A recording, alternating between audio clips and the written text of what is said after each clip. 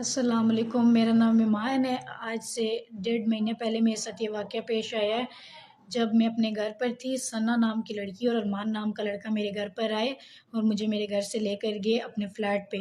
مسریال road پہ کرسٹن colony میں ان کا کوئی فلیٹ تھا، ادھر مجھے لے کر گئے۔ ادھر لے کر جا کر انہوں نے مجھے مارا، میرے بال کاٹے اور میری ویڈیو بھی بنائی۔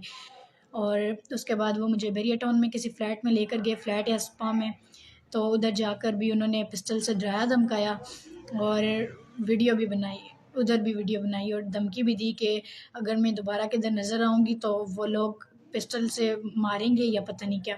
تو اس وقت جب وہ مسریال روڈ پہ فلیٹ پر لے کر گئے، ادھر یہ 4 لڑکے تھے، ایک ارمان، ایک دورانی، ایک مٹھو اور چوتھے کا نام مجھے یاد نہیں۔